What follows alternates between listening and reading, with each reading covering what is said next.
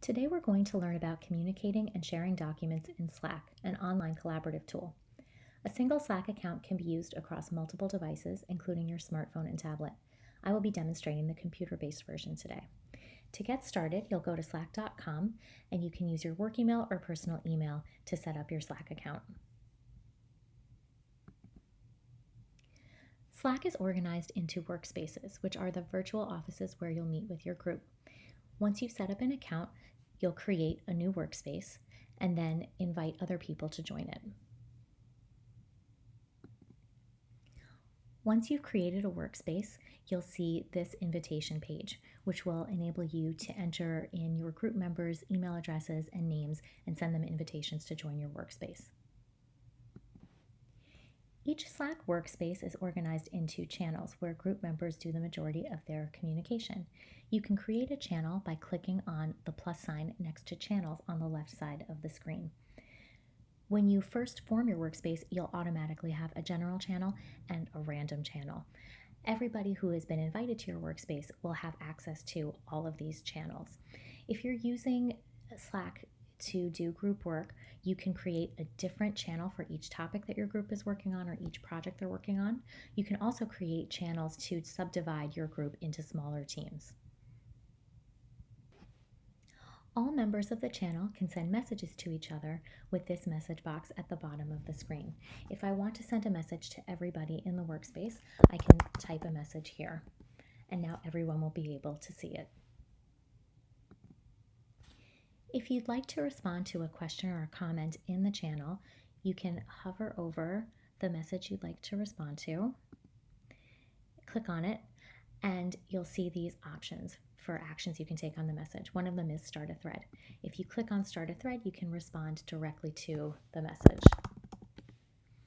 And now you'll see in the main channel, this reply is visible so that other members of the channel can see that there was a reply to the question or comment, and they can also click on it to read it.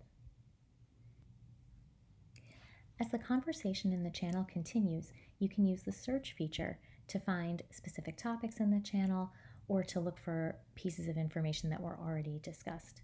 For example, if a student asked you a question in the channel and you answered it, another student with the same question could type the question into the search box and find the answer that you gave rather than asking the question again. If there's a message that you want to save, clicking on it and going to the star feature enables you to mark the message so that you can easily return to it later by going to your starred items list at the top right corner. To share a document with the group, you can simply drag and drop a document from your desktop, hover it over the channel, and then drop it in. And it will give you this upload a file box. So you can add a message about the file that you want everyone to see and then upload it to the channel. Once it's uploaded, everyone in the channel will have access to this document. You can also make sure that everyone sees the document by clicking on More Actions and selecting Pin to Channel. So now this will pin your document to the top of the channel, and you can see this little push pin icon at the top. Someone in the channel can click on it and see the document right away. And this is also good if it's a document or a file that you would like people to be able to refer to frequently. Slack also allows you to communicate directly with one member of your team by going to direct messages. And you'll see the list of people that are in the channel with you. You can click on the person that you would like to send a message to. And now this has a separate message box just for your message to Mary Smith. Unlike the messages in the channel, only you and the person that you're messaging will see this message. In direct messaging, you can also message the Slack bot, which is the Slack Help Center. So if you have any questions, you can type them into this message box, and if it's a simple question, the Slack bot can find you the answer.